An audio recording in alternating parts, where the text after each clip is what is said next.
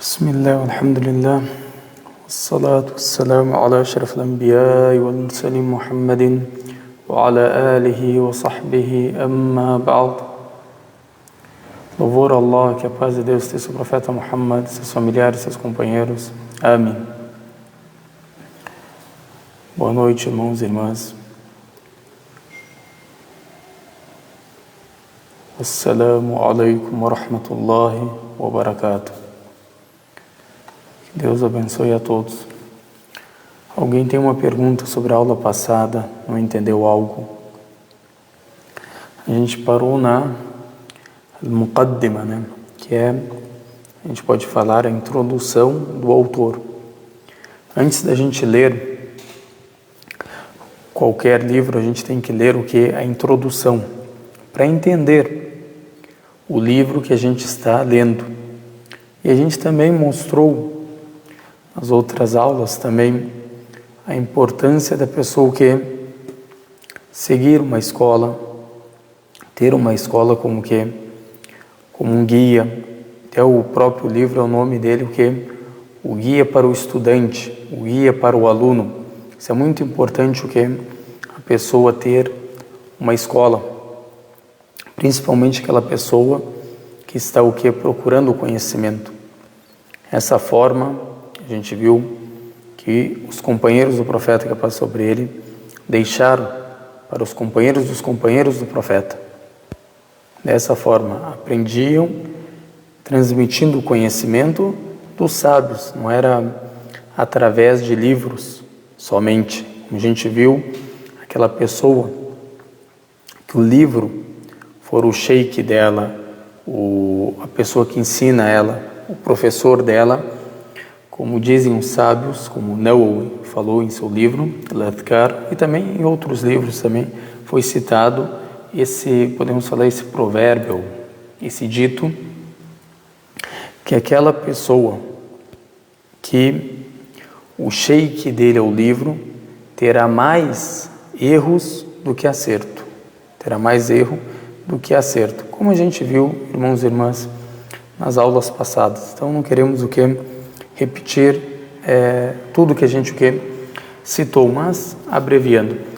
E também outra coisa, a gente viu também as evidências da escola, ou seja, os fundamentos, a gente pode falar as bases que a escola tem.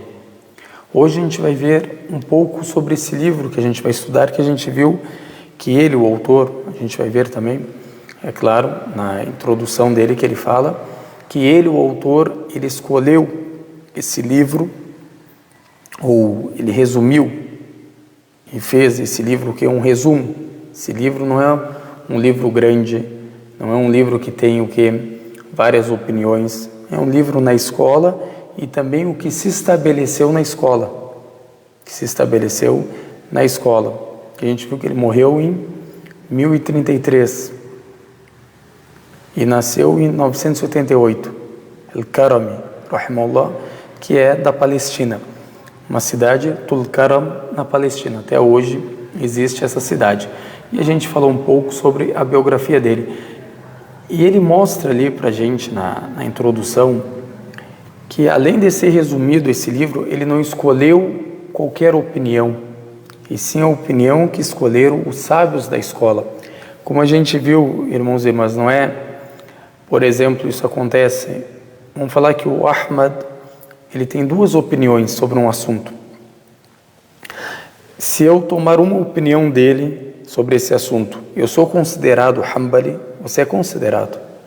E o outro irmão pega outra opinião que ele tem nesse mesmo assunto, ele é considerado Hanbali também. Mas qual que é a diferença? Que uma das duas opiniões é a escola, é o que se estabeleceu na escola, é o que a maioria dos sábios tomaram como certa, e também com vários argumentos. Ou, por exemplo, eles podem falar, olha, essa opinião do Ahmad no início da vida dele. Depois ele trocou essa opinião, teve outra interpretação, outro entendimento, e essa é a opinião dele. A última opinião dele é essa.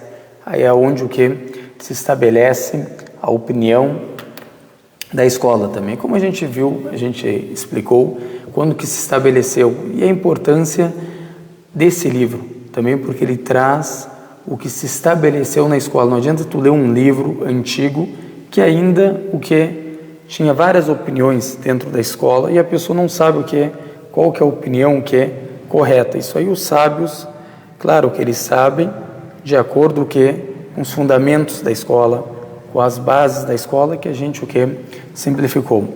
Então, a tradução se a gente vai falar Dalil al-Talib, que é o nome do livro, ia ser mais ou menos o guia, a orientação para o estudante, para o aluno. E ele também, agora, a muqaddima dele é bem pequena, ou seja, a introdução dele é bem pequena, mas tem muito benefício. É bem pequena e tem muito benefício. Eu até pedi para o irmão traduzir ela, porque eu não tive tempo de traduzir, mas o irmão traduziu. Aqui eu até postei no grupo a tradução, do irmão, que a gente vai acompanhar também no árabe. Ele fala aqui no português, a tradução: este livro é um resumo na jurisprudência sobre a escola de pensamento do Ahmad. Aqui seria o mais correto sobre a escola satisfatória, ou seja, que as pessoas aceitaram e seguiram a escola e não a escola de pensamento do Ahmad. Aqui tem que trocar. Depois eu vou editar, inshallah. Depois ele continuando: a doutrina do Imam Ahmad, ou seja, a escola dele. Exagerei em seu esclarecimento na esperança do perdão divino. Ou seja, ele falou, esse livro, eu não só citei alguns assuntos da jurisprudência, pelo contrário, eu exagerei na explicação, no esclarecimento da minha forma de se expressar, para o leitor, quando ler, entender o que eu quero dizer. Principalmente, irmãos e irmãs, tem livros que são livros, a gente pode falar, que não são especificados, não tem muito detalhe. Por exemplo, falam, e na escola é detestável fazer tal coisa, ou na escola não se faz tal coisa. Na escola não se faz tal coisa. E isso se faz na escola. E isso não faz. Ou seja, não é especificado. Como assim faz, não faz? Será que isso é obrigatório? É recomendado?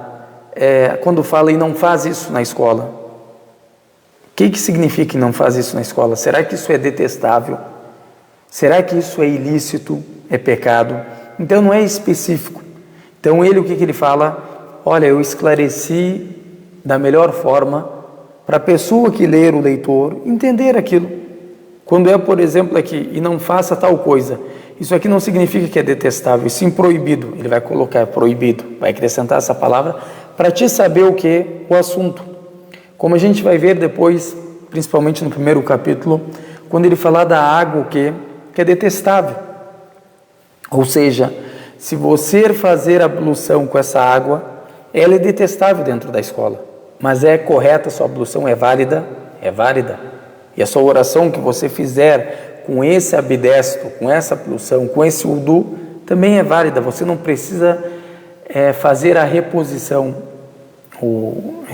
acho que ou seja, repor novamente aquilo que você já fez. Ou seja, fazer novamente a sua oração, porque você fez a sua ablução com essa água detestável, makruh.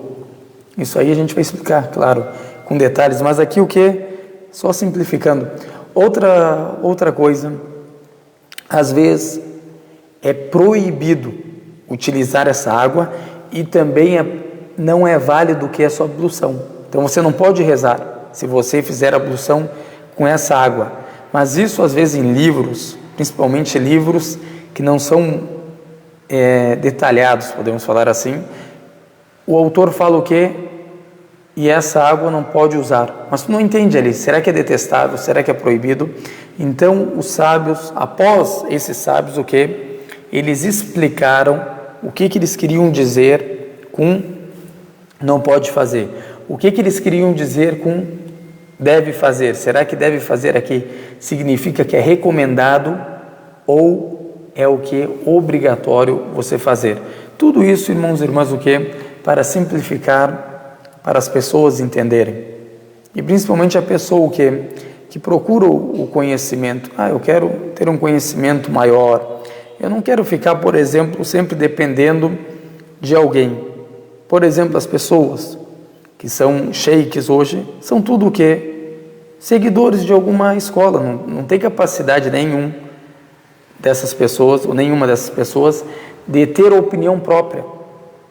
De ter uma opinião própria, de falar, não, o certo é isso é errado, por causa de tal coisa. Então, nesse tempo, é muito raro ter uma pessoa que chega nesse nível. Então, a maioria das pessoas, mesmo estudando em universidades, tendo doutorado, tudo o que? Segue alguma escola. Porque não tem o que? A capacidade de ter opinião própria, ou seja, de interpretar os versículos corânicos, as sunnas, ou seja, como a gente pode falar, os ditos proféticos, e ter o que? Uma própria opinião.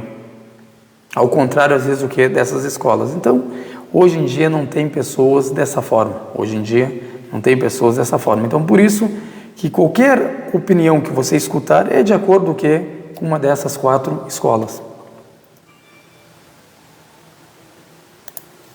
Aqui, isso que a gente vai fazer nesse livro, irmã, qual que são os fundamentos exatos, o que foi citado no livro que é o que deve ser seguido o que?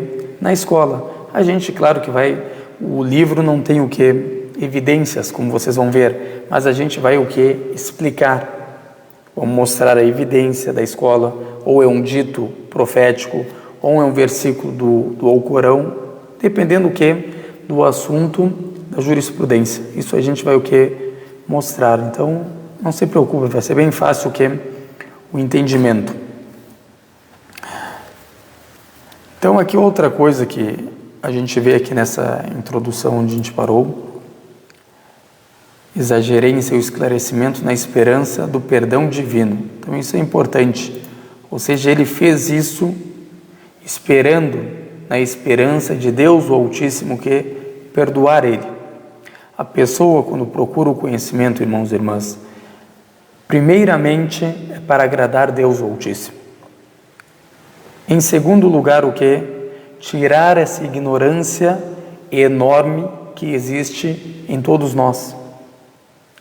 E depois o que? Beneficiar as pessoas, se Deus, o Altíssimo, que permitir. Tem pessoas o que têm um grande conhecimento, mas, por exemplo, não ensina, ou, por exemplo, ensina, mas não muito. E tem pessoas o que Deus, o Altíssimo, também facilita para a pessoa o que? Ensinar, orientar, instruir as pessoas, como são esses imãs, principalmente o imã Ahmad. Ou seja, Deus facilitou a escola dele, o que se expandiu no mundo inteiro, como a gente viu hoje. Claro que em número de seguidores é a menor que tem, mas foi aceito pelas pessoas. E como a gente viu, é uma escola que tem muito conhecimento da sunna do profeta que é sobre ele, ou seja, da tradição profética. E a maioria, vocês vão ver, das evidências deles é de acordo com os ditos proféticos. Não que as outras escolas não são assim, mas ela o que é muito mais. Principalmente porque o imã, ou seja, o Ahmad, ele tinha muito conhecimento sobre a sunna do profeta. Até o chefe aí, que é um grande sábio, que era o professor dele, falou: Ahmad, se você souber um dito autêntico em tal assunto da jurisprudência, me fala, me avisa, por favor. Ou seja, um dito que foi autêntico de acordo com as regras da ciência do hadith. Não é, agora tem pessoas que às vezes não entendem. Agora, quando a gente fala autêntico, ou a gente usa às vezes válido, ou a gente usa falso, ou a gente usa fraco, são termos científicos que a gente fala sobre os hadith. Não quer dizer o que é de qualquer forma, ou seja, não entrou na minha cabeça esse hadith, eu falo que ele é fraco, como acontece muito com os orientalistas. Ou seja, não sabem as regras, não têm um entendimento desse conhecimento, ou seja, o que é certo, o que é errado, depende da cabeça dele, da mente dele. Se ele aceita aquilo como certo, é certo. Se ele não aceita aquilo como certo, não é certo. Ou seja, depende da capacidade de entendimento dele. Então, esse conhecimento não é dessa forma, se tem regras, e muitas regras também tem uma base, tem fundamentos que a pessoa que sabe ver se isso aqui é correto ou se isso aqui o que é incorreto. Esses ditos proféticos. Por isso que todo dito profético que é narrado, às vezes vocês discutem, o profeta Muhammad falou tal coisa, que é paz sobre ele. O profeta Muhammad disse tal coisa, que é paz sobre ele. Mas, será que esses ditos que foram citados são corretos? Porque se não forem corretos, tem um jeito de lidar com esses ditos. E se forem corretos, tem outro jeito de lidar. Por exemplo, quando a gente vai falar de jurisprudência, os ditos têm que ser o quê? Corretos. A cadeia de transmissão e o próprio dito tem que ser o quê? Correto, válido. Para a gente o quê? Tomar ele como argumento. Quando a gente fala, ó, tal coisa, vamos falar, fazer a ablução da água de um poço do Barhut ou Burhut, que é um poço que tem no Iêmen, um poço que tem no Iêmen. Por que é detestável esse poço exclusivo, só esse, específico? Por que tu especificou esse poço? Por que tu não falou outro poço, por exemplo? Por que tu especificou isso? Tu precisa de uma evidência clara para especificar essa água desse poço, dela ser detestável, de acordo com o dito do profeta, que é paz sobre ele. Entenderam? E esse dito tem que ser o que? Correto. Esse argumento, para eu tomar ele o que? Com uma evidência ou argumento para falar, ó, essa água, se você fizer a ablução, é detestável, por causa de tal coisa que foi citada no dito. Então tudo isso, irmãos e irmãs, não é uma coisa que tu consegue aprender o que em uma semana, um mês, um ano.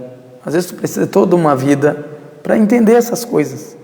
Não é eu estudei 1, 2 folhas aqui, li, deu, eu sou o grande sábio, vou o quê? Falar a minha opinião, falar quem está certo, quem está errado, sendo que eu li o quê? Às vezes um livro, às vezes nem um livro não deu, e acha que chegou nessa capacidade. Então a gente está lidando com pessoas que não são qualquer pessoas, não são pessoas comuns, leigas, simples, e sim são grandes pessoas, tanto no Islã como para a humanidade. Se a gente fosse comparar o Ahmad, pode trazer em qualquer religião, no cristianismo, no judaísmo, trazer uma pessoa que nem essa, tu não vai achar com esse entendimento. Eu não estou falando aqui, esse é mais esperto, isso é outra coisa, mas estou querendo dizer dentro da própria religião, o que beneficiou, o que fez, o que escreveu, como Ahmad. E o Ahmad ainda não é o que o maior que a gente pode falar. Tem pessoas ainda mais sábias do que ele. Mas olha o que ele fez a obra dele, se tu vê os livros que ele tem só um livro, como a gente citou nas aulas passadas, que tem mais ou menos 30 mil ditos proféticos. E ele decorava muito, muito, muito mais do que isso. Então são pessoas que Deus o Altíssimo exaltou para guardar a religião de Deus, para guardar a religião de Deus e proteger. Então, tudo o que ele fez, o autor, ele fala, olha, eu esclareci da melhor forma, simplifiquei da melhor forma, tendo esperança no perdão de Deus o Altíssimo. Isso que é importante, irmãos e irmãs. Sempre a sinceridade nas ações, nas boas obras. Fazer aquilo para agradar a Deus. Agora, tu faz os teus rituais religiosos, as adorações, somente para agradar a Deus o Altíssimo. E aqui é a mesma coisa, ele está ensinando para a gente o autor. Eu esclareci, eu simplifiquei, eu coloquei detalhes, para quando o leitor vir e ler, ele entender o que? Perfeitamente, com a maior facilidade. Então tudo isso ele fez esperando que o perdão de Deus o Altíssimo. Depois, continuando, o que ele fala? E os assuntos jurídicos foram explicados com o melhor esclarecimento, seja da melhor forma. Ele explicou o que? Esses assuntos jurídicos que a gente vai ver, o que pode, o que é os assuntos jurídicos, o que pode, o que não pode, o que é detestável, o que é recomendado, o que é opcional, tudo isso a gente vai ver quando a gente quer ler o livro. Depois ele fala, isso aqui é muito importante, não mencionei, ou seja, eu não mencionei nele, ou seja, no livro, exceto que as pessoas de correção e de conhecimento afirmaram em suas correções, ou seja, em seus livros. E a fatwa, que é a gente pode falar uma opinião legal, né, dentro da religião, está de acordo com o que as pessoas de ponderação e proficiência afirmaram. Ou seja, o que ele quer dizer, o autor, com isso? Isso é muito importante a pessoa entender.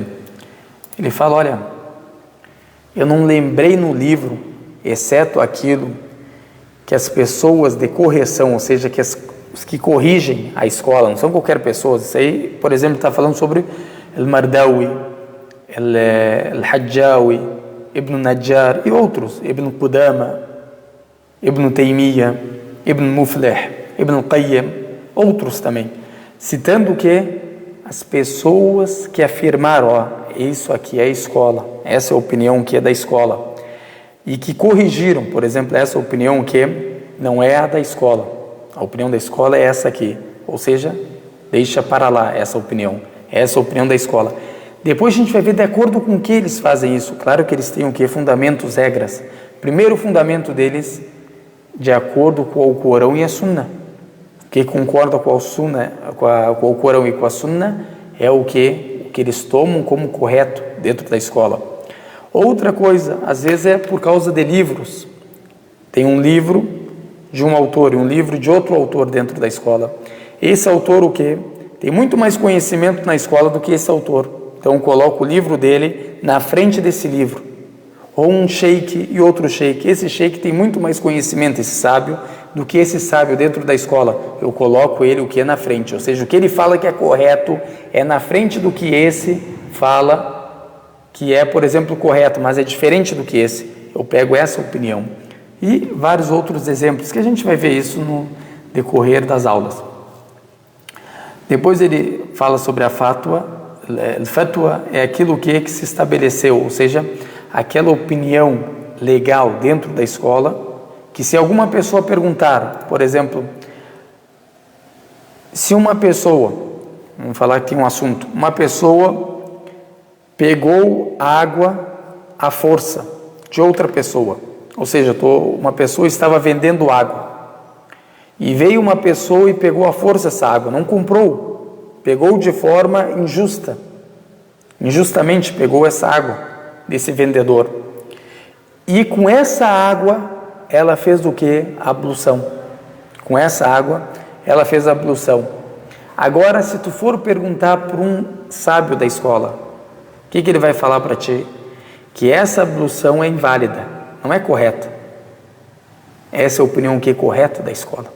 Tem outra opinião, a gente sabe que tem outra opinião, mas a opinião que se estabeleceu, que quando for perguntado o sábio qual a opinião que ele vai falar, essa opinião. Ou seja, não é válido a sua ablução, porque você usou uma água ilícita que não te pertence, que não é da sua, não é sua, não pertence a você, você não tem esse direito de ter usado essa água. Então, por isso que a sua ablução não é válida. Você tem que fazer novamente com uma água lícita. Aqui o que tu entende? Que na escola, fazer a ablução com uma água ilícita não é o que? Válido. Se a ablução não é válida, a sua oração também não é válida. Se você fizer, você vai ter que repetir a sua ablução e depois a sua oração. Então essa é a fatwa, isso que é, quando tu for perguntar para uma pessoa que segue a escola, ela vai te responder dessa forma. Por quê? Porque essa opinião se estabeleceu dentro da escola.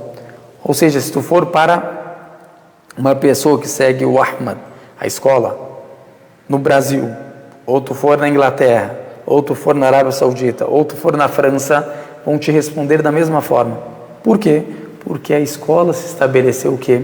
Nessa opinião, fatwa, ou seja, é feita de acordo com aquilo que foi estabelecido na escola. Alguém ficou com uma dúvida?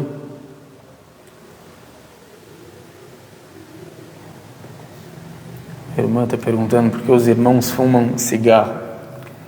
Irmã, cada um, né? Não tem como controlar as pessoas. Tem como controlar as pessoas. Como a gente viu, o cigarro precisa fazer uma aula para explicar os detalhes, se ele é o que permissível, se ele é o que detestável, se ele é pecado. Tem pessoas que falam que ele é pecado, tudo bem. Agora, se ele é pecado, a pessoa está fazendo, vamos falar esse pecado, de acordo com essa opinião, que é pecado, é ilícito. A pessoa o que? Aconselha o irmão ao irmão. Isso aqui vai prejudicar a sua saúde, isso aqui é proibido, você está cometendo pecado. Mas a pessoa quer fazer isso, o que a gente pode fazer? A não ser suplicar pelo irmão ou pela irmã. Isso aí não tem nada a ver com o Islã agora, porque o muçulmano fuma, por exemplo, não tem nada a ver com o Islã. Ou seja, o que o muçulmano faz é uma coisa particular dele. A religião fala uma coisa. Deus Altíssimo revelou como a gente pode falar, um hukum, ou uma sentença, um mandamento. Deus Altíssimo revelou um mandamento para não fazer tal coisa. E eu vi um muçulmano fazendo essa coisa. Quem que está desobedecendo? O muçulmano. A culpa não está na religião de Deus. Os mandamentos de Deus são perfeitos. Mas nós somos o quê? Imperfeitos. Cometemos erros, falhas, delitos. Então eu não posso comparar o Islã com o que o muçulmano faz. E também não é só no Islã, como tanto no judaísmo como no cristianismo, eu não posso associar o que essa pessoa está fazendo e falar, olha, a religião da pessoa faz isso.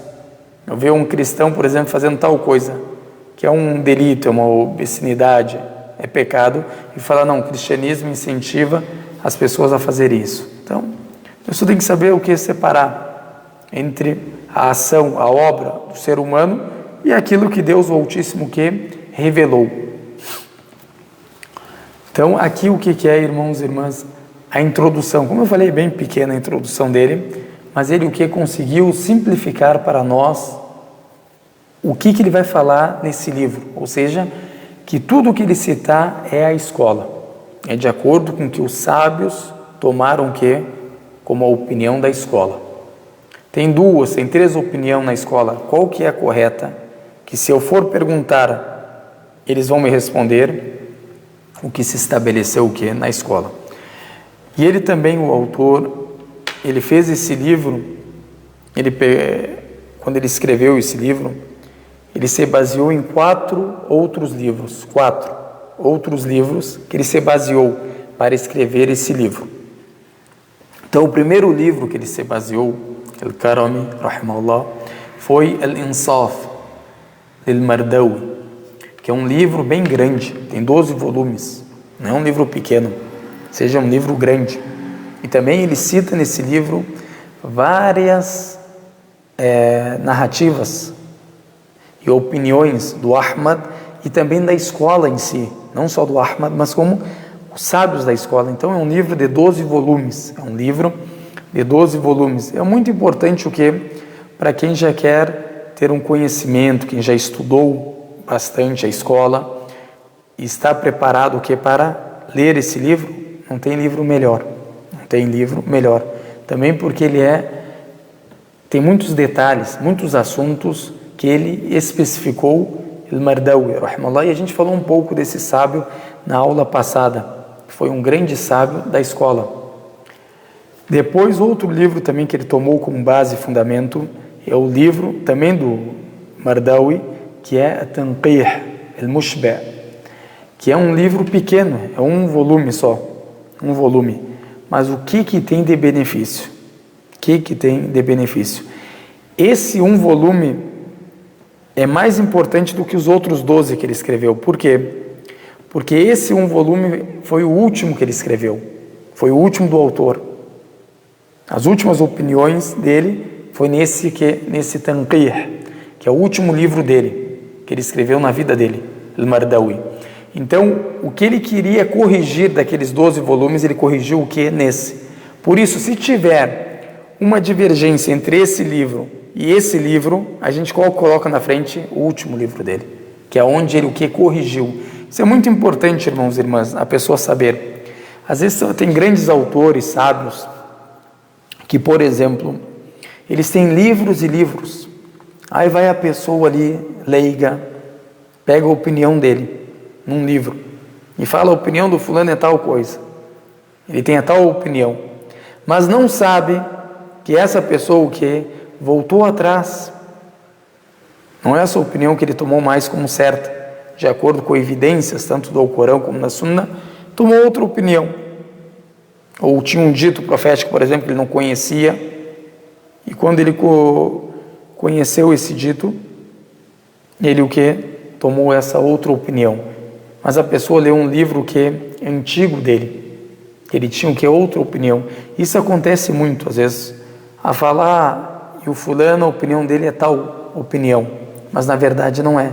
Era uma das opiniões dele, correto, mas é a opinião dele agora não.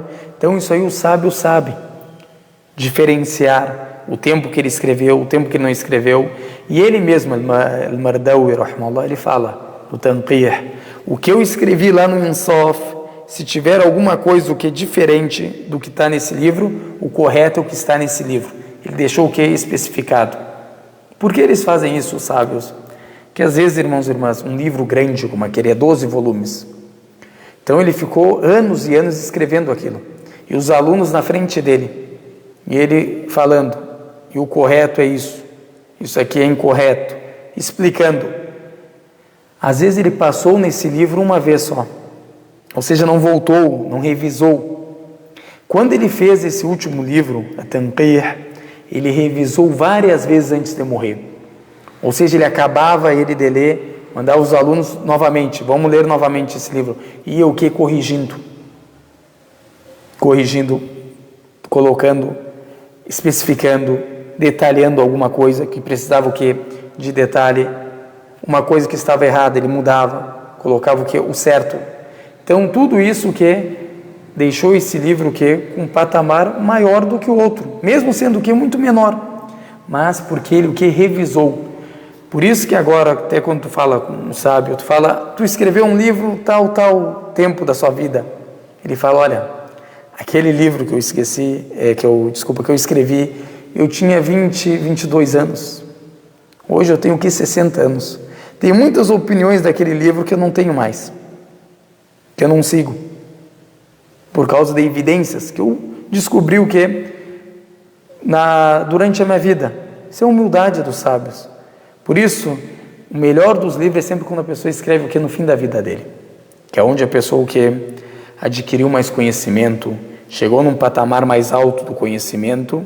É muito melhor do que um livro que tu escreveu o que? Jovem, quando tu tinha o que? Um pouco conhecimento. Imagina, isso são os sábios, humildes. Imagina essas pessoas que às vezes leiam um livro, ou às vezes uma folha no Facebook ali, ou 2 páginas do Facebook, querem criticar alguém sobre esse assunto, que é pecado, que é ilícito, sendo que ele leu 2 páginas só. Como que tu vai ter conhecimento para refutar uma pessoa como essa? Se tu leu 2 páginas, para te tentar refutar alguém, falar sobre alguém, às vezes não precisa só de um conhecimento, irmãos e irmãs. Agora vamos falar que tem aqui um assunto. Não agradou o fulano, não entrou na cabeça do fulano. Aí o que ele vai falar? Eu quero refutar esse assunto. Como tu vai refutar esse assunto? Primeiro não entrou, não concordo com isso. Tu não concorda de acordo com o quê? Tu vai perguntar para as pessoas: de acordo com o que tu não concorda? Baseado no quê? Às vezes, para te refutar uma opinião, tu precisa ter conhecimento da ciência do hadith.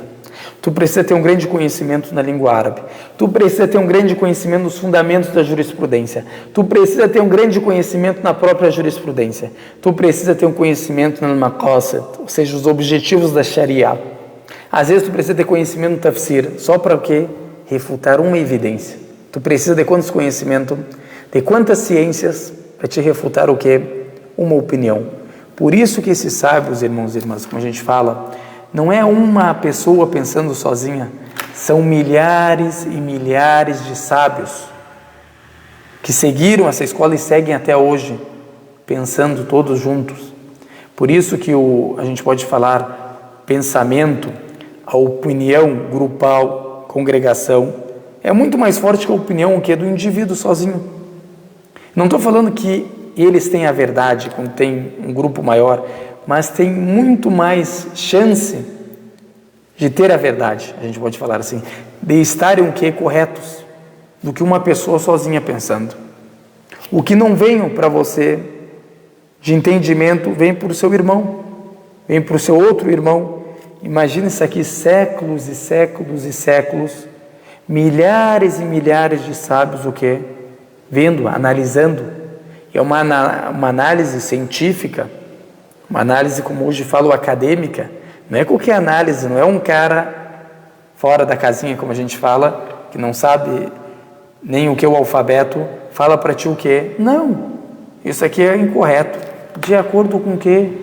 Baseado no que? Então são sábios que fazem essa análise e se tiver alguma coisa que não vem de acordo tanto com o Corão como com a Sunna, na hora eles falam. Tem um dito profético que fala o que? Ao contrário disso. Na hora o que é? Refutar aquela opinião. Mesmo sendo de um grande sábio, a gente respeita ele. Eles mesmos falavam, se a minha opinião for, vamos falar, divergir de um dito profético, joga a minha opinião o quê? Para o lado. Claro, com todo o respeito. Porque a gente segue o quê?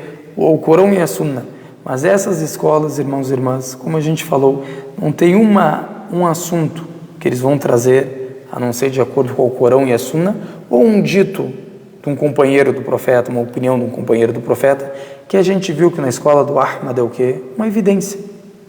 Ou seja, a opinião do companheiro do profeta, sendo que não tem nenhuma pessoa que fala diferente do que ele, dos companheiros do profeta, é uma evidência. Tem pessoas que não entendem. Eu tenho só 2 fundamentos. Não é só 2 fundamentos, não é 2 fontes, tem várias fontes. É que tu não tem o conhecimento dessas fontes. Tu não pode negar aquilo que tu não tem conhecimento. Tu deve falar o que eu não sei. Eu não sei, de acordo com isso, eu não tenho conhecimento. Mas negar uma coisa sem conhecimento, por isso que tem uma regra que fala nos fundamentos da jurisprudência, a pessoa que tem conhecimento é uma evidência, é o próprio argumento contra a pessoa que não tem conhecimento. Por exemplo, um companheiro do profeta fala, olha, eu nunca vi o profeta jejuar tal dia. Ou vamos falar um assunto que aconteceu, para não dar exemplo que não aconteceu. A oração do Maghrib. Tem alguns companheiros do profeta que falam que ele não rezava antes 2 orações facultativas antes do Maghrib. Que ele incentivou a rezar, não há dúvidas, os ditos. Mas eu estou falando, ele praticou isso. Alguns dos companheiros do profeta falam, eu nunca vi ele fazendo 2 orações facultativas antes da oração do Maghrib. Vem outro companheiro do profeta e fala, eu vi ele rezar 2 orações antes do Maghrib, de Sunnah, facultativa. Eu vou falar, como tenho entendimento, que Deus guia essas pessoas, aqui tem contradição. Quem tem conhecimento sobre algo é o próprio argumento, uma própria evidência sobre aquela pessoa que não tem o conhecimento. Esse companheiro do profeta está falando o que ele viu, nem esse mentiu e nem esse, ele está falando de acordo com como que eu vi. Agora a mesma coisa, eu sou aluno de um sheik e esse meu irmão também é aluno dele. Eu falo para outras pessoas, olha, o sheik falou sobre tal assunto e a opinião do sheik é tal opinião. Aí o outro, pergunto para o outro aluno, falo, não, o sheik o que? Nunca ouvi ele falar sobre essa opinião. Ele está falando sobre o conhecimento que chegou até ele. O que ele sabe do sheik, que ele nunca falou sobre esse assunto. Mas eu escutei, eu estava presente na aula dele quando ele não estava. E isso aqui acontecia muito no tempo do profeta, principalmente pela vida que eles viviam, irmãos e irmãs. Os companheiros do profeta, que Deus exalte eles e abençoe eles, eles viviam uma vida o que é difícil. Eram pobres, precisavam trabalhar. Então eles sempre o quê? Iam buscar o sustento. Não era toda hora que ele estava o quê? Na presença do profeta. Então ele está narrando aquilo o quê? Que ele viu. Olha, eu não vi o profeta fazer tal coisa. De acordo com ele, correto. Mas tem outro companheiro do profeta que fala, eu vi ele fazendo tal coisa. Então esse companheiro é uma evidência, é um argumento sobre essa pessoa que não tem conhecimento. Então não existe o que? Uma contradição. É uma forma que de entender. Por isso que a pessoa humilde, que quer entender, quer refletir, quer meditar, entende as coisas. Mas uma pessoa que é o que? Apressada, como a gente fala, desinformada, que é o que? Refutar. Ou seja, ele vê a opinião, a primeira coisa que ele quer fazer, ele não vem para aprender, não vem para refletir, para se tornar uma pessoa melhor, para ter mais conhecimento, para ser um dos herdeiros dos profetas, como o profeta fala que eu passo sobre ele, que os sábios são os herdeiros dos profetas. Não, ele quer refutar, e refutar sem conhecimento, passa vergonha perante as pessoas, é desonrado perante as pessoas, todo mundo dá risada dessa pessoa. Por isso que a gente fala o quê? Procura o conhecimento, depois tu refuta. Tu fez uma análise científica correta, a gente bota aqui na cabeça da gente. Só se a tua análise é incorreta. Então por isso, irmãos e irmãs, o que? A pessoa tem que prestar atenção nisso. Então esse é o segundo, é o segundo livro, e é o mais importante. Al-Mardawi tem Al-Insaf, que é aquele de 12 volumes, e tem a Tanqih, que é de 1 volume, muito menor, dependendo também das editoras. Então esse livro foi o último que ele fez na vida dele. Então ele mesmo fala, se tiver alguma coisa que eu escrevi naquele livro, ao contrário desse, vocês pegam o que está nesse.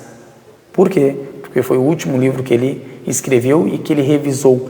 E como a gente explicou, sempre o último livro que tem uma revisão é muito melhor do que aquele livro que a gente escreveu o quê? No início das nossas vidas, que ainda o conhecimento que não era muito ainda, tu conhecia pouco sobre os assuntos. Não é quando tu chega ali nos 50, 60 anos, tu já chega o quê? Esse assunto tu leu ele o quê?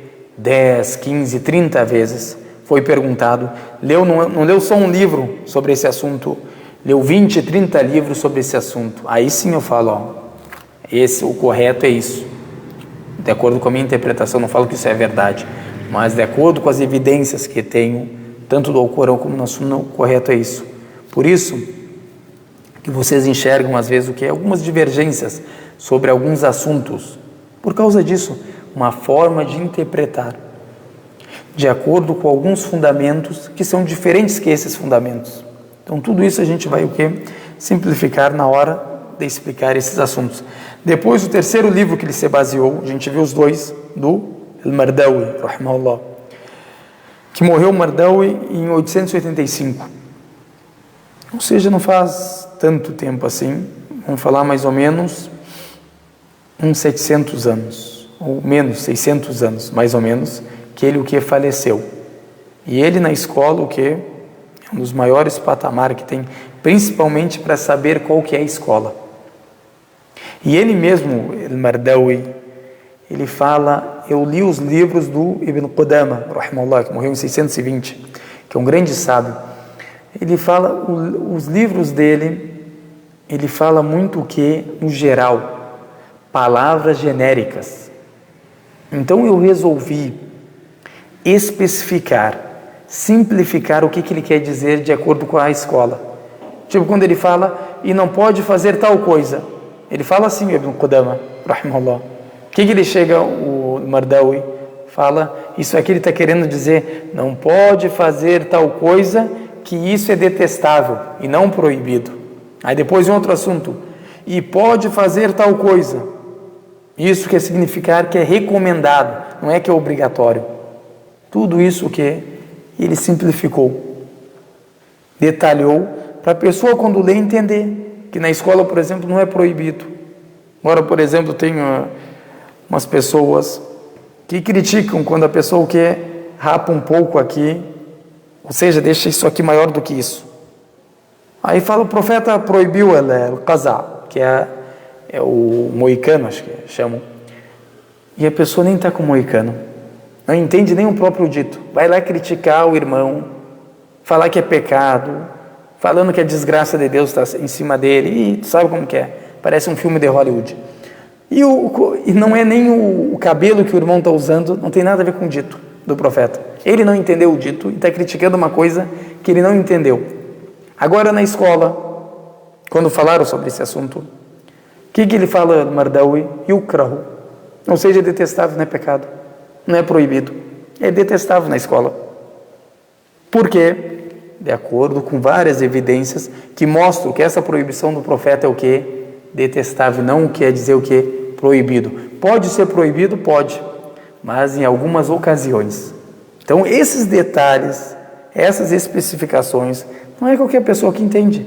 Não é tu pegar um dito e querer praticar ele, sem tu entender. Agora, o dito, quando citam al-qaza, é tu raspar tudo isso aqui, ó. E deixar o quê? Só cabelo. Isso aqui que é detestável. Mas a pessoa que baixou aqui, botou máquina 3 aqui, por exemplo, e aqui máquina 2 não entra no dito. Não é disso que o profeta está falando. É quando raspa tudo, não sobra nada. Então, a pessoa que não entende o próprio dito e quer o quê? Contestar as pessoas, achando que está refutando alguém. Por isso que as pessoas que a gente fala tem que estudar primeiro, para não falar o que bobagem. Tu vai se desonrar quando a pessoa fala estuda. Não toma isso como que uma ofensa. Fala para o irmão que Deus te abençoe por tu me indicar o caminho certo, por tu me incentivar a procurar o conhecimento. Ele não está falando para ti o que tu é um pecador. Ele está te dizendo estuda. Procura o conhecimento, como o profeta falou que passou sobre ele, que conhecimento é obrigatório para todo muçulmano, ou seja, o conhecimento básico que você deve praticar todo dia, é obrigatório para todo muçulmano. Então ele está te incentivando a você a procurar o conhecimento, Então, o terceiro é Al-Iqna'. Al-Iqna' é um livro também do Al-Hajjawi, rahimahullah. Al-Hajjawi também é um grande sábio. Esse livro tem 4 volumes. O melhor que editou ele, que publicou ele, foi a Turki, que é um grande sábio, ele está vivo até hoje, que Deus o abençoe e preserve. É a melhor edição para esse livro. Quem quiser baixar também encontra ele em PDF. Esse é onde se estabeleceu a escola.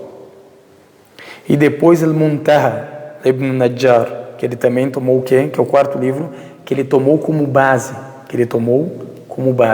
Então são esses 4 livros que ele usou para escrever, resumir esse livro que a gente vai estudar.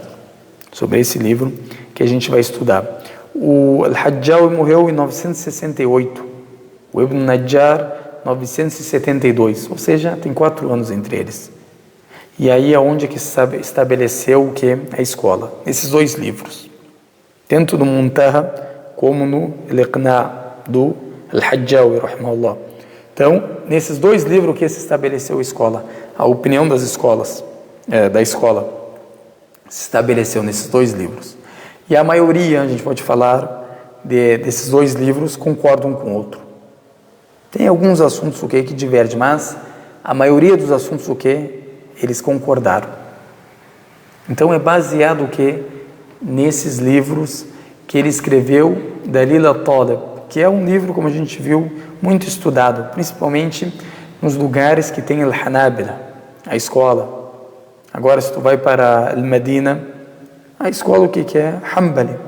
Tanto na Universidade Islâmica, agora se tornou, só estuda essa escola, como no Al-Haram, que isso aí vinha de anos, que a pessoa que é na mesquita do profeta, ou a mesquita de Meca, casa de Deus, estudam esse livro. A maioria dos mashayikh, dos sábios, ensinam esse livro para as pessoas que querem procurar o conhecimento na escola do Ahmad.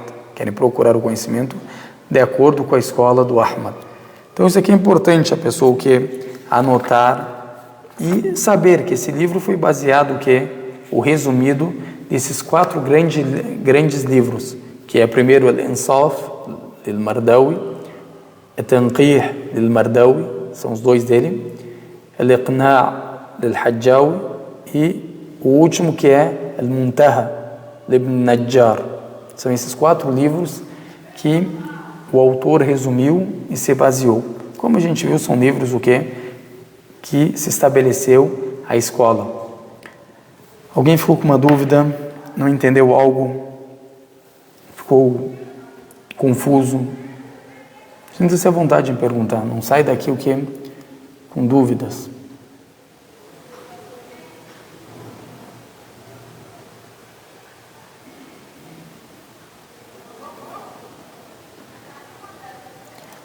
No Facebook eu não vi nenhuma pergunta. Se alguém tiver alguma pergunta, não entendeu algo, sinta-se à vontade. No Instagram também não vi Se alguém tiver alguma dúvida.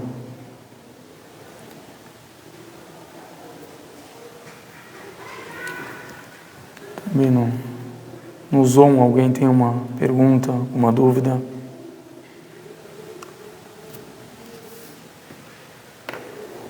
Então, na próxima aula, irmãos e irmãs, a gente vai começar a explicar o que é o livro, que é o capítulo da purificação, Kitab al-Tahara, que é o capítulo da purificação. Esse capítulo, todos os livros, tanto os livros de Hadith, como os livros de jurisprudência, eles começam com esse índice, podemos falar, essa ordem. Primeiro falando sobre a purificação, depois a oração, depois o zakah, caridade obrigatória anual, depois o jejum, depois a peregrinação e depois o que? Al-Mu'amalat, que é venda, compra, divórcio, casamento e os outros capítulos que tem. Então, por que eles sempre colocam o capítulo da purificação antes? Porque ela é uma condição para a oração. Então a condição vem antes do que? Do próprio ritual. Agora a gente faz a ablução antes da oração ou depois da oração? Antes, porque é uma condição para a oração ser o que? Válida. Para a oração ser válida. Então por isso que eles começam, os sábios, o que? Sempre com um capítulo da purificação. Principalmente também, a gente aqui, quando a gente fala tahara na língua árabe, tanto significa purificação física, a higiene pessoal, como a higiene do coração, como a purificação do coração. Pessoa purificar o seu íntimo, purificar o seu coração. Então, para você fazer a oração perante a Deus Altíssimo, você tem que purificar 2 coisas. Purificar o seu corpo das sujeiras, fazer a higiene pessoal, e purificar o seu coração de toda idolatria, politeísmo, rancor, maldade, obscenidade, inveja. Então você tem que purificar o que? As 2 partes. Esse é o crente verdadeiro. Ele não só purifica o que? As sujeiras, mas também purifica o que está em seu íntimo. O que deve ser o que? Trabalhado e melhorado. Mas aqui, como a gente está falando, irmãos e irmãs, é uma coisa o que? Sobre jurisprudência. Claro que a gente vai focar mais em purificar o que? Os membros do corpo, que Deus o Altíssimo que ordenou, e que a gente fez uma aula explicando isso, quem quer voltar e escutar a aula, falando sobre a ablução, tanto no Islã, porque às vezes tem cristãos, judeus, aí estão falando de purificação do corpo, não sei o que. Tanto o profeta Muhammad, que passou sobre ele, foi ordenado para fazer essa ablução antes das orações ou antes de tocar no Alcorão e as ocasiões que precisam da ablução, como os profetas de Deus, como a gente mostrou Jesus, que passou sobre ele, como a gente mostrou Davi, como a gente mostrou Moisés, como a gente mostrou Arão e os outros profetas, que a paz de Deus esteja sobre todos eles, faziam também a ablução para entrar no templo, para adorar a Deus o Altíssimo, para exaltar a Deus o Altíssimo. Então, isso não é uma coisa específica só para os muçulmanos, só para a nação do profeta Muhammad. Pelo contrário, Deus o Altíssimo ordenou as outras nações também o que? A fazer a purificação, para rezarem, para orarem, como ordenou a nação do profeta Muhammad, que a paz de Deus esteja sobre ele. Alguém ficou com alguma dúvida? Não entendeu algo?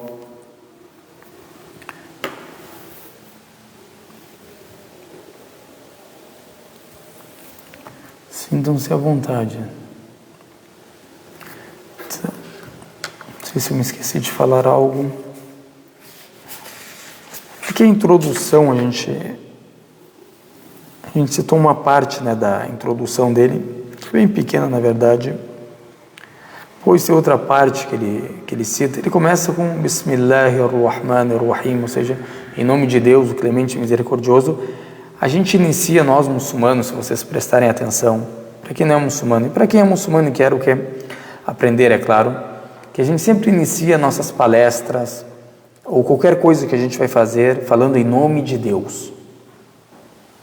Por causa de um dito do profeta que passa sobre ele, fala que todo assunto que não for recordado o nome de Deus será incompleto. Ou seja, o que significa incompleto? Abtar. Significa que tem poucas bênçãos, poucas dádivas, pouco benefício. Então o profeta que passa sobre ele incentiva a gente, o que é recomendado a pessoa começar algo falando Bismillah, em nome de Deus, ou Bismillahirrahmanirrahim, em nome de Deus, o clemente e misericordioso. Pessoa iniciar o que? Falando isso. É um dito profético. E é um dito que sábios como Suyuti, rahimahullah, tomou o que como correto, um dito correto. Então, por isso que as pessoas enxergam sempre os muçulmanos o que? Quando vão iniciar algo, falam Bismillah, em nome de Deus. Depois a gente vai estudar no livro quais são as ocasiões que são recomendadas falar o que? Bismillah. Até na escola a gente vai ver que é tasmiyah, ou seja, você falar Bismillah, quando você vai fazer a ablução, é obrigatório. É obrigatório na escola a pessoa o quê? Na hora da ablução falar Bismillah. É obrigatório. Isso é uma das, a gente pode falar, das opiniões que só teve a escola. Que as outras escolas o que não tiveram. Que é só da escola do Ahmad, que é obrigatório falar Bismillah na hora de fazer o que? A ablução. E várias outras coisas que a gente vai citar. E esse dito, para quem quer pesquisar, foi narrado pelo Abdul Qadir Ruhawi, que é um grande sábio que morreu no ano 612. Se eu não estou enganado, 612, que é um grande sábio que ele tem um livro que se chama Os 40, Al-Arba'un, ou seja, Os 40, que é o de ditos proféticos, ele narra o que? Esse dito, ele compilou esse dito nesse livro, Então, é recomendado a pessoa sempre começar o que? Com Bismillah, por isso que ele começou, depois ele falou Alhamdulillah, também tem um dito profético que todo assunto que começa com louvor a Allah é um assunto que é abençoado, é um assunto que traz benefício, que traz bênçãos, tanto para a pessoa que está falando, como a pessoa que está o que? Escutando. Esse dito que é correto. Depois ele cita o testemunho de fé, como a gente cita sempre quando a gente inicia as palestras. E uma coisa que ele fala também, que é muito interessante, que ele fala, o autor, né, a pessoa que explicou, falando sobre a obrigação da gente lembrar, falar que a paz de Deus esteja sobre o profeta Muhammad. Tem sábios que tomaram isso, irmãos e irmãs, como obrigatório. Obrigatório em qualquer instante que lembrar o profeta Muhammad. Tem outros sábios que falam não, que é só quando fala. Disse o profeta Muhammad, aí tu fala que a paz de Deus esteja sobre ele. Como os outros profetas, mesma coisa. Que às vezes as pessoas falam, tá, eu posso falar para um profeta como eu falo para o profeta Muhammad? Pode. E também é recomendado falar. Agora eu falei sobre o profeta Musa, que é o profeta Moisés. Fala o quê? Sallallahu alaihi wasallam. Falei sobre o profeta Ibrahim, sallallahu alaihi wasallam. Mesma coisa. Falei sobre o profeta Muhammad sallallahu alaihi wasallam, ou seja, que a paz e as bênçãos de Deus estejam sobre ele. Então é recomendado. E tem alguns sábios que falam que não é só recomendado, é obrigatório, ou seja, se a pessoa não falar, está o que? Pecando. E em toda parte que ele é lembrado. Ou seja, e o profeta Muhammad foi para tal local, que a paz de Deus esteja sobre ele. O profeta Muhammad veio de tal local, que a paz de Deus sobre ele. Ou seja, não é depois do dito profético somente, e se em qualquer ocasião tu está sentado, uma pessoa lembrou sobre o profeta Muhammad algo, tu também deve falar o quê? Que a paz de Deus esteja sobre ele. Isso é a opinião de muitos seguidores das escolas, como Tahawi, tem essa opinião da escola da Hanafiya, outros que têm essa opinião. Deixa eu ver se eu me lembro. Tem muitos sábios, ele cita, deixa eu ver onde está, ele cita esses sábios, que é importante a pessoa que saber sobre esse, onde que ele citou isso?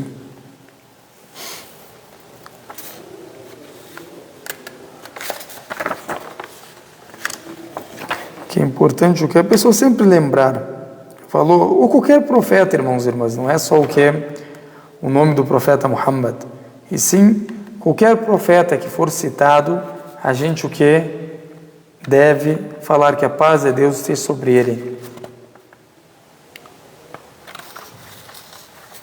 Aqui, ó, Al-Hulaymi também tem essa opinião, da Shafi'iyya, Al-Lakhmi, Al-Malikiyya também tem essa opinião, Ibn Battah, da escola do Ahmad, também tem essa opinião que é obrigatório a pessoa, quando lembrar do nome do profeta, ou qualquer profeta Jonas, profeta Jó, profeta Elias, que a paz de Deus esteja sobre ele, que a paz e as bênçãos de Deus estejam sobre ele. Falou sobre o profeta Jesus, que a paz de Deus esteja sobre ele. Até para você o que ensinar as pessoas, isso é uma forma também de ensinamento, ensinar as pessoas que não sabem às vezes. Agora tu está falando para o irmão sobre o profeta Muhammad, ou sobre o profeta Jesus, ou sobre o profeta Moisés, ou sobre o profeta Abraão. Tu viu que o irmão não falou que a paz de Deus é sobre ele. Ensina o irmão, sempre quando é lembrado o nome de um profeta, a gente fala o quê? Que a paz de Deus esteja sobre ele. Sempre quando é lembrado o nome de um companheiro do profeta, a gente fala que Deus esteja satisfeito com ele. Sempre quando é lembrado, por exemplo, uma pessoa virtuosa, a gente fala que Deus tem misericórdia dele. Então, tudo isso que a gente ensina os irmãos. E as irmãs, não sabem, a pessoa que deve ensinar. E até tem pessoas, sábios, como a gente viu, que falam que é obrigatório. Em qualquer ocasião que lembrar o nome de um profeta, exclusivo o profeta Muhammad, especificamente falando, que eles citaram o profeta Muhammad, é obrigatório a pessoa falar o quê? Que a paz e as bênçãos de Deus estejam sobre ele. Sempre, se Deus o Altíssimo ordenou a gente o quê? Saudar o profeta Muhammad, falar que a paz e as bênçãos de Deus estejam sobre ele. Deus o Altíssimo, no Corão, como está na Surat Al-Ahzab, ordenou, fala, Deus e os seus anjos enviam, ou seja, enviam bênçãos, podemos traduzir assim, para o profeta. Depois fala, ó crentes, enviem bênçãos para o profeta Muhammad. Ou seja, é um versículo claro, está mostrando ali no verbo imperativo, por isso que eles tomaram o quê? Como isso um ato obrigatório, principalmente quando ele é o que é citado. Disse o profeta Muhammad, que a paz de Deus esteja sobre ele. Citaram ele, que a paz de Deus esteja sobre ele. Isso é uma sunna do profeta, por exemplo. Isso o profeta fazia, que a paz de Deus esteja sobre ele. Sempre o que? Fora a recompensa que a gente tem. Pessoa que manda uma vez bênção ao profeta Muhammad, Deus o Altíssimo manda para ele 10. Então, fora as recompensas, e fora a pessoa que quer sair dessa depressão, quer sair dessa tristeza que se encontra, é aconselhado o que é recomendado a pessoa ficar mandando bênçãos para o profeta Muhammad, principalmente quando a pessoa que tem um problema em sua vida. Que a paz e as bênçãos de Deus estejam sobre o profeta Muhammad, seus familiares, seus companheiros, como a gente o que sempre cita. A irmã está perguntando o título. Aleikum salam. Gostaria de saber qual é o título do livro. É o Guia para o Estudante. A gente vai começar na semana que vem o primeiro capítulo. Hoje a gente acabou de explicar o livro, o que ele se baseou, o autor. E na semana que vem a gente vai começar explicando o livro, que é os tipos de águas, ou os tipos de água permissíveis, os tipos de água permissíveis para a ablução, para o abdesto. O que é permissível? Qual água, qual tipo de água eu posso fazer ablução? Por exemplo, eu posso fazer ablução com água do mar, eu posso fazer ablução com água do rio, eu posso fazer ablução da água da chuva, eu posso fazer ablução com a água de flor, que acho que é água de rosas, que chama no português, não me lembro agora. Então é isso que a gente vai tratar. Eu posso fazer ablução com uma água que não é minha. Eu posso fazer ablução, como acontece isso nas mesquitas, daquela água que é colocada ali para beber. A pessoa que fez essa caridade, essa pessoa benevolente, que Deus abençoe ela, vai lá e dá aquela água que é para os muçulmanos beber. E vai a pessoa lá faz a ablução. Será se ela fizer a água com essa ablução é correta, a ablução dela? Será que se ela pegar uma água que não é dela, não pertence a ela, não é do direito dela, ela pegar aquela água sem conhecimento dessa pessoa e fazer a ablução, será que essa ablução é correta? Ou ela pegar uma água roubando, a pessoa está distraída, ele foi lá e roubou a água e fez a ablução, quer se aproximar de Deus o Altíssimo roubando. Tudo isso a gente vai ver nesse capítulo, que fala sobre os tipos de água, o que é recomendado, o que é detestável, o que é recomendado, lícito, permissível. Isso tudo a gente vai ver. Alguém ficou com uma dúvida, não entendeu algo? Sinta-se à vontade. Instagram. Alguém tem alguma dúvida?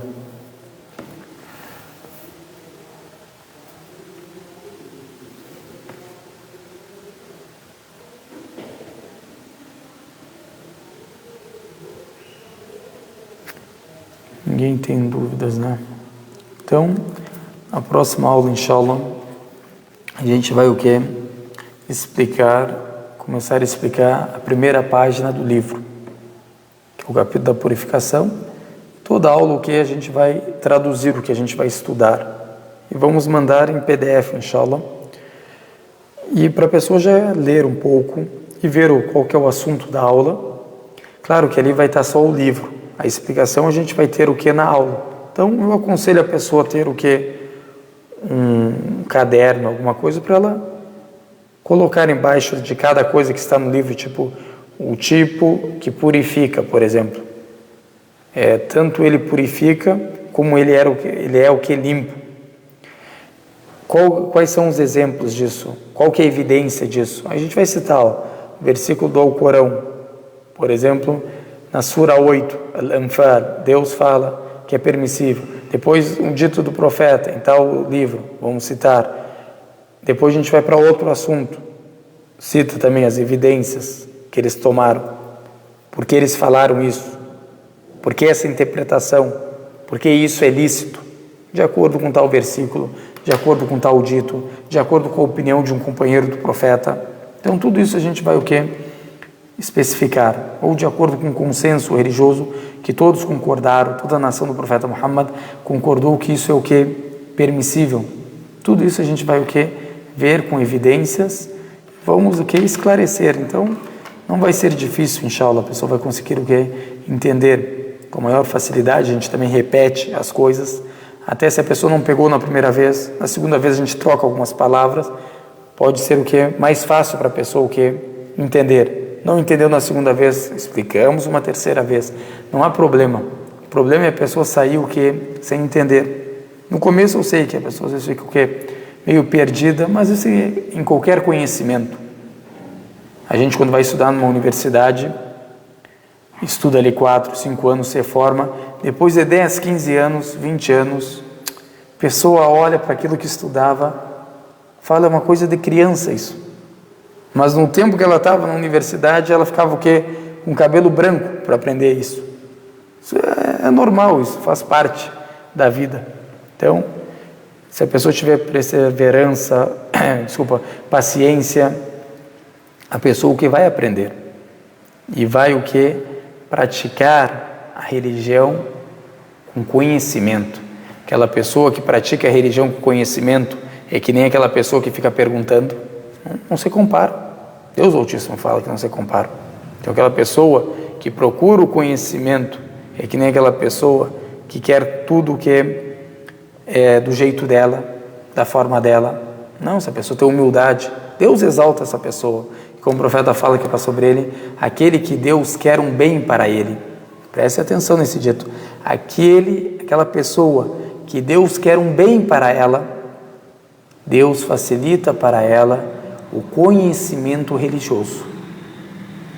Facilita para ela o conhecimento religioso. Então isso é uma grande bênção de Deus. Se Deus o Altíssimo que facilitou para você o conhecimento, deixou você o que? Procurar o conhecimento, permitiu isso, é porque Ele o que? Quer o seu bem, porque Deus o Altíssimo quer te exaltar. E claro que os sábios o que são exaltados mais do que qualquer pessoa. Por isso que Deus o Altíssimo fala no Corão, e as pessoas que temem de verdade Deus são os sábios. Innama yakhshallaha min ibadihi al-ulama, ou seja, aquelas pessoas dentre as criaturas que temem de verdade Deus Altíssimo são os sábios, pelo conhecimento. Quando tem conhecimento, tu sabe, isso é permissível, isso não é permissível, isso é pecado, isso é ilícito, isso é ilícito. Então tudo isso que facilita para a pessoa que se aproximar de Deus da melhor forma, de acordo com Deus o Altíssimo que ordenou e decretou em seus mandamentos.